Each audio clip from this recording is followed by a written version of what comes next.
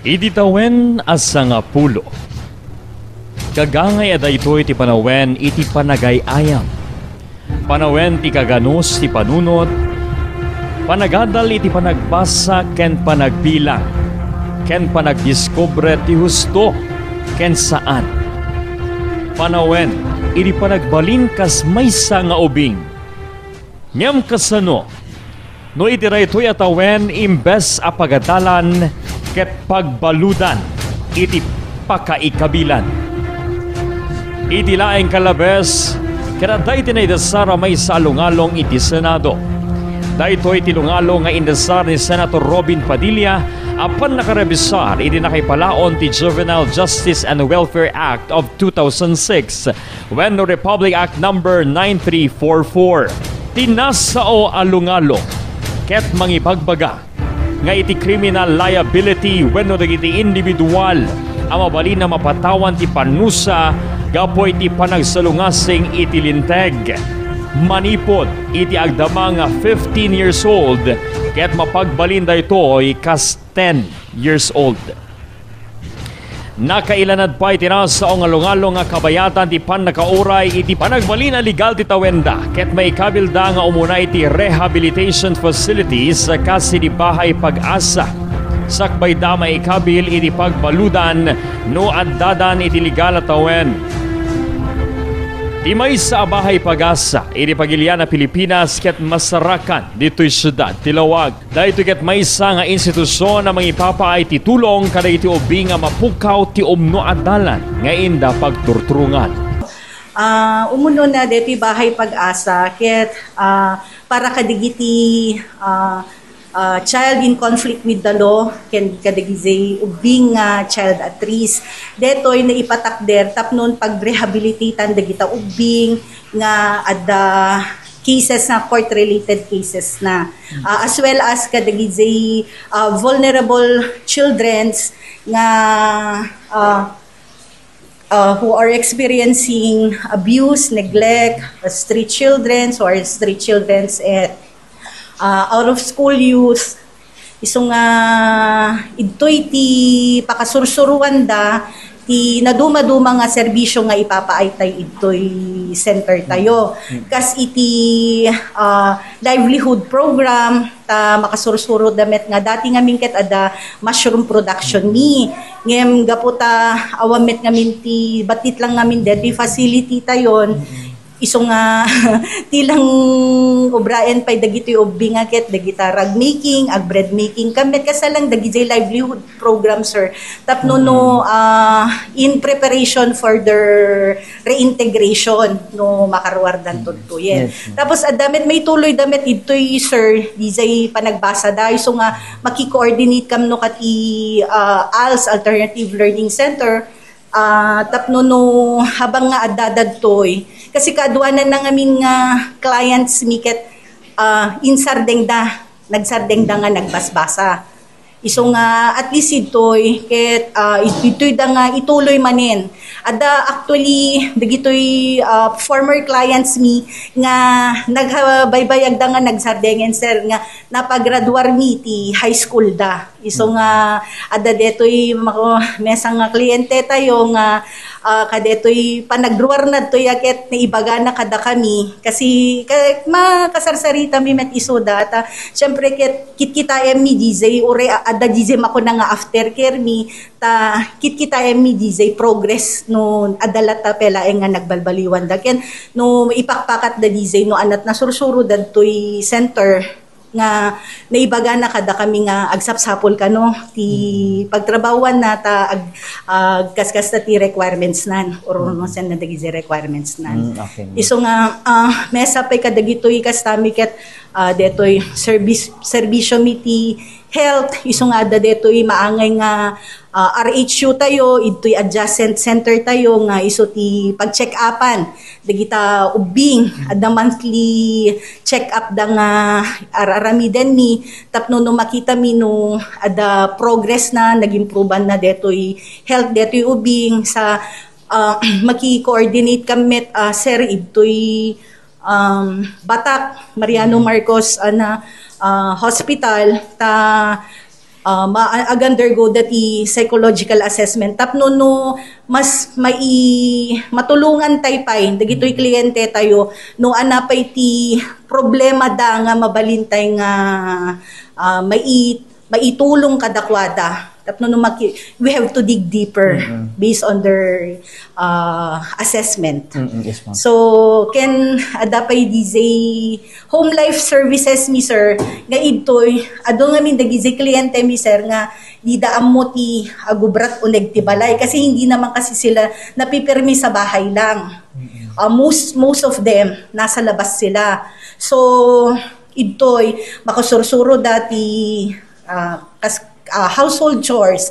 Agluto da, makasursuro da nga agluto, agdalos, aglaba, and everything nga kasta nga pakasursuruan da. Ken itoy we also practice spiritual services. Kasi itoy sir ket agkararag kami. Makasursuro da sir nga agkararag itoy ta actually, ket iprak-practice mi dizay how to pray the rosary, ket dizay pa nagkararag ti before and after nga pinangan. Ken adadagizay da dumapay nga activities nga ipaay dagitoy bisita tayo nga outreach itoy. Segon kay ni Mrs. Maria Clara Evita Hani P. Blanco, social worker tinasao nga pastek, ang nagduduma dagiti serbisyo nga ipapaayda kasi ti livelihood program panang ipaay ti karbengan nga agbasa ken dadumapay. Segun ken kuana, dito'y probinsya tayo ng Ilocos Norte adda dagiti ubing nga agtultuloy ang maipapasidong kadagkwadang nga makararamid ti krimen. Kunana nga iti agdama alinteg ket 15 aging iti 17 ti mabalina mapatawan ti kaso iti pagilian a Pilipinas. Inay na maladingitan ni Sunag puta adda dagiti ubing nga agtawen ti 10 ang maipapaima kadagkwada gapo iti panagbalin a sakit ti ulo da kadagiti naganakda. Ti agdamami tatang nga client ay nga age ti dati client mi circuit 17 years old. Ngem we are accepting 15 to below 18 years of age. Mabalin na nga maamon mo ana dagiti usual nga crimes nga ikom-commit dagiti nga ti usual nga pakakastaan the circuit drug related cases adamet dizay naging kliyente tay apo nga statutory rape ken robbery and theft. Okay, ma'am. No, mythical labes, ma'am, malaksid ka rin ito. Naku nang nga adda at i-accommodate yung nga child at risk. So, adda ba rin instances nga ultimo agta 20-10 years old, ma'am, ket adan ti in commit na nga crime, ma'am? Actually, hamet nga crime, kung di ket di nga narabaw lang offense da nga nizay handa madisiplinaan nga minti nagannakan isong adda dizay mesa nga naging kliyente tay apo nga commit in surrender dizay lola na kasi dududwa da lang ngamin nga agkabalayan ket detoy nga ubing kaslalang sakit ti ulo na ken rebellious ngamin because of dizay naging situation da ken siguro probably mostly ngamin ket day economic status ti pinagbiag da ngamin ti mostly nga causes dagitoy crimes da. Basta lakit di nga detoy ubing makita mi kasi obserbare mi met isoda makita mi lakit di nga ada nagbalbaliwan na ada progress na itoy circuit ag-ana ready for reintegration no okay. pan. Ma'am no child at risk manut kabayagan nga panagtari na edna dito bahay pag-asasakbay tay nga kumbaga palubusan nga rumwaren. Adda dizay naging kliyente mi itoy di previous years sir nga nagstay lang itoy ti more than a month lang. Okay. Ma'am tatang nga agdama mabalin na maaman numanot estimated nga bilang dagiti agtutubo nga agnana etatay ti bahay pag-asa. Yes sir. Go ahead. As of now, circuit, mesmesa ti kliyente tay tata at kasi na apo Diyos na reintegrate tayo met dagitoy CICL tayo nga nadanunan idtoy ta ala ket adamet nagbalbaliwan da. Okay. Ma'am, busy ti observation tayo last year, muna sipod nang daulo tayo ti dati bahay pag-asa. Umad-ado ba iti bilang dagiti agtutubo nga agar-aramid kadagiti crimes or heinous crimes lang, ma'am? Kadeto itata seraket haamet nga kasi nga very alarming detoy kasta tayo CICL na ganan clients tayo iso nga medyo kaya pelaeng. Yes, ma'am. Kuna na nga basa ni ti panagisasarita na kariti ubing. Gapo iti problema ti pamilya. Panagmaymaysa ken kinarigat ti biag. Ti kang runaan nga ibatad da rason no apay nga adda ti panangaramid da ti krimen. No pay kastain barad na mabalin nga inkonsiderar ti Senado iti raytoy ket gapu iti panagaramat dagiti sindikato kadagiti ubing iti krimen gapu ta amuda nga iti agdama alinteg ket awan ti panusa a maipataw kadakwada. Ibilang ti social worker na sa paunay ti 10 at awen tapno sumangon ti kaso iti maysa nga individual. Patsen na aray ito'y katpaset itawen iti maysa tao nga adalen na pailaing ti umnuken saan iso apatsen na arombeng nga maipayan da ti umno a panawen tapno masursuruan iti amin na banag babaan iti umno a wagas a panang pagbaga. Para kanyak circuit medyo 50-50 akpelaeng kadeto'y propose ni Senator Robin Padilla regarding about data bill ng kasta at medyo nababa nga min launay deto'y age nga imbaga ng pakakumitan kasi discernment nga min nga makuna po deto'y ubing tadi na pay ammo no what is right from what is wrong. Yes. Isong kaasimet taubing no iso da amin nga ages nga 10 years old then get di no marehab as early as kasi nga agents ket makunan da nga na kapanday ito'y bahay pag-asan kasi angem no timet pagmadyanan na ngamin iso ngamin lang ti usaren ti sindikato ngamin sir especially urban places nga usarendang kadagizay crimes kasi handa nga makaswan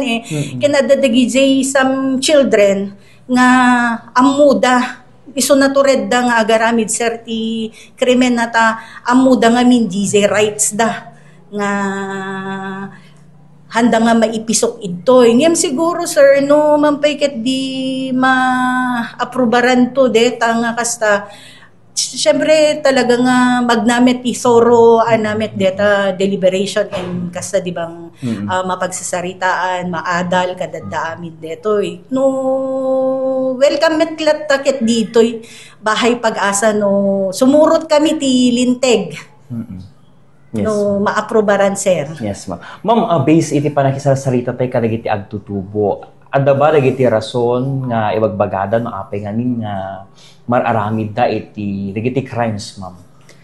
Mostly circuit family problem talaga ti pamilya. Kasi they came from a broken family kasi can di say economic situation da sir.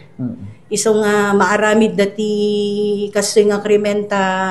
Siyempre no hamong amin nga gaidan, protektaran, ken suportaan deto'y nagannakan tayo. Akit talagang maiyaw awan da. Kasi awan tay nga nagannakan nga mangtagabay kadakwada. Iso nga isot pagunam-gunam ko no kaser kadagitoy pamilya nga no conference kami, case conference kami no ka ket sapay ko mataada gizay mabuild nga strong relationship data talaga nga gizay before mi nga may reintegrate no kadetoy ubing tayo circuit talaga nga will see to it nga guidance da can di suportada and willingness to support their child ket tapnunuhan man nga ma-re-offend agre-offend man dizay kliyente tayon kasi isudan to met lang ngamin ti kakaasi. Yes. Okay. Daytoy kadi ket maawagan ti umno nga hostisya wenno may sa awagas tapno lipaten ti umno a rason no apay nga adda digiti ubing ang makaaramid ti krimen iti baet tinaganos a panagpanpanunot da.